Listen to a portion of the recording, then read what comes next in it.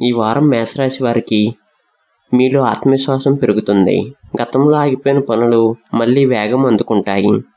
ఉద్యోగస్తులకు కొత్త బాధ్యతలు వచ్చే అవకాశం ఉంది. మీ కష్టానికి ఉన్నతాధికారుల ప్రశంసలు లభిస్తాయి. వ్యాపారస్తులకు కొత్త ఒప్పందాలు, లాభదాయకమైన అవకాశాలు కనిపిస్తున్నాయి. అయితే పెద్ద పెట్టుబడులు పెట్టే ముందు ఒకసారి ఆలోచించడం మంచిది. ఆర్థికంగా ఆదాయం బాగానే ఉన్నప్పటికీ అనవసర ఖర్చులను నియంత్రించడం అవసరం. పొదుపుపై దృష్టి పెడితే భవిష్యత్తులో ప్రయోజనం ఉంటుంది. విద్యార్థులకు చదువులో మంచి పురోగతి ఉంటుంది. పోటీ పరీక్షలకు సిద్ధమవుతున్న వారికి శుభవార్తలు వచ్చే అవకాశం ఉన్నాయి. కుటుంబంలో ఆనందకరమైన వాతావరణం ఉంటుంది. జీవిత భాగస్వామి సహకారం లభిస్తుంది. చిన్న చిన్న అపార్థాలను ప్రశాంతంగా పరిష్కరించండి. ఆరోగ్యపరంగా సాధారణంగా బాగానే ఉంటుంది. అయితే నిద్ర, ఆహారపు అలవాట్లపై శ్రద్ధ పెట్టండి.